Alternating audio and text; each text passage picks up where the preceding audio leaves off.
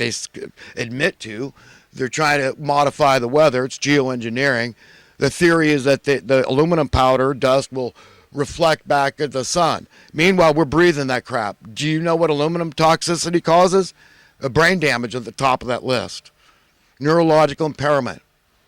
Okay, so my friends, I mean, if you think that these aren't foreboding times and we don't need to turn to God to get him to put his hand of protection back on us, I mean, remember, I'm stuck here with you, man. I'm on the same ship of fools physically. And I'm scared. I'm scared for humanity because we've been drugged down this demonic rabbit hole toward hell by these evil men a long way. Okay, and we got to understand that it's going to take some resolve. I mean, it's going to take godlike resolve on our parts to say, I don't care if it costs my life. I'm going to speak out. I'm going to do what I can, and I know I'm right. I got the power of God on my side because it's based on logic and reason and simplicity, and it just makes sense. I've got to demand justice, even if my life is perfect, which you know it's not. You know you're getting your share of suffering from other people. You know you want to. It's like that song by the Rolling Stones. You can't always get what you want. Went down to the demonstration. Why did he go down to the demonstration? He didn't care about the issues. He just wanted to get his fair share of abuse. He knew that people that he cared about the demonstration. It was important to them. So he went down there to get his fair share of abuse. Because that's what evil men will, that's all they have to give you. They're abusive. They're mean. Unless you jump on the bandwagon and be like-minded with them and comply, conform to what they want you to be like them, be a good loyal money lover, and forsake your conscience because you love money more than you love human beings. And you're in that line. I'm telling you that God at the end of the day will separate us. As is written, Jesus said, between the sheep and the goats, the wicked from the righteous. The tares from the cultivars. Okay, that's how it's going to be. And I believe, my friends, I believe that day is near.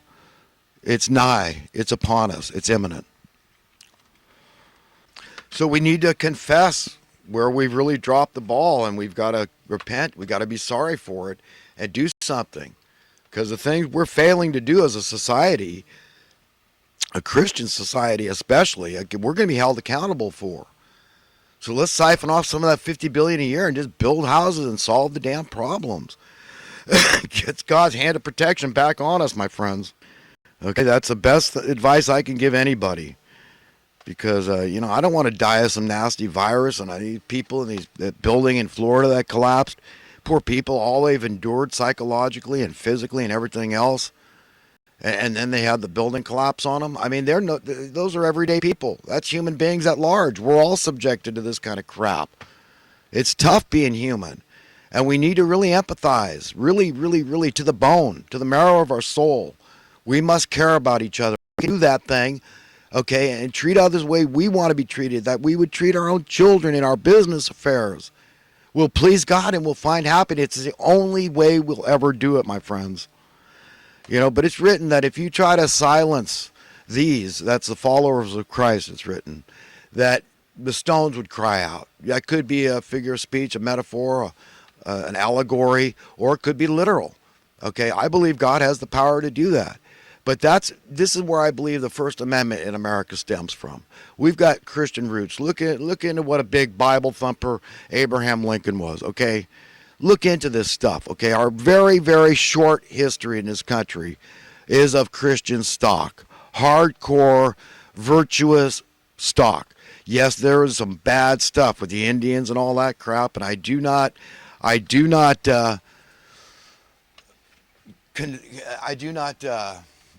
approve of any of that crap, okay? It's horrible. This was genocide on a people. But we do have some noble values, virtues, precepts in this country. And that's why I love it. And we need this free speech. You've got it. Use it or lose it, man. Speak up, man, and demand justice. Your life is perfect, let's say. Do it for somebody else and reap the rewards, reap the benefits, okay, my friend? That's what I want for you. That's what I want for myself. That's what I want for all of us. If we're a friend of God, by automatic extension, we're a friend of humanity. When we're a servant to God, of our own free will and accord, these things, the friendship and the servitude, then we are by automatic default extension position servants of humanity. And this is how I serve. Okay? The problems are highly solvable, but it's a conflict of interest because people's relevance, their job security, depends on the problems persisting. Do you understand? It really is that sick and twisted and simple. If God had his way figured out, it's his planet. He loves us all equally. It's all ours. So if you want to play the money game, we're all handed our equal shares in the planet's wealth at birth. All that accumulated wealth belongs to every one of us.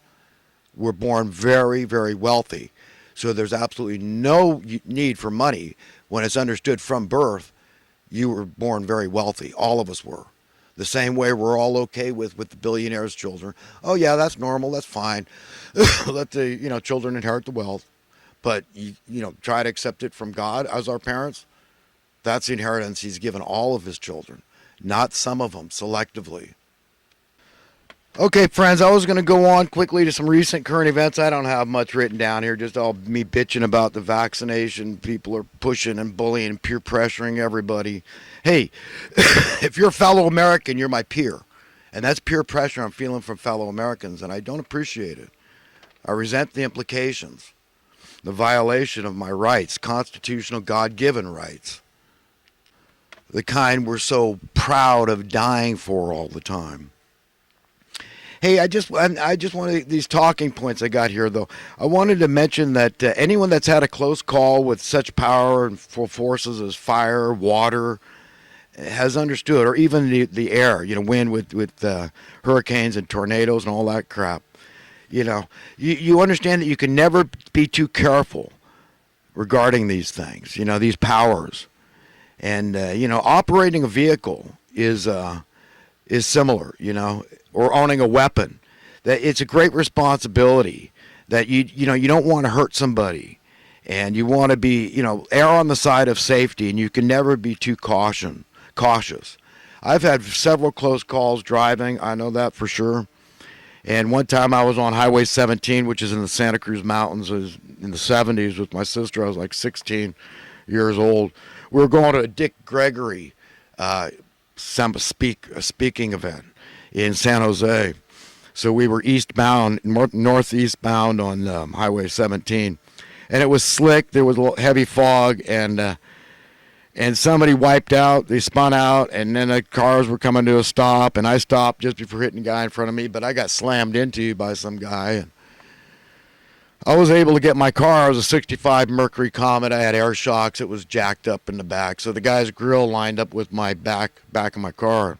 Real square back end on that 65 Mercury Comet. But so anyway, I got off the road. This woman, I had to pull her over the guardrail because these cars were spinning out now because this guy crashed into me. He was stuck out there on a corner known as, I think they call it Blood Alley, that little stretch there. There's a lot of fatalities in that road, especially during the 70s before they even had a center divide.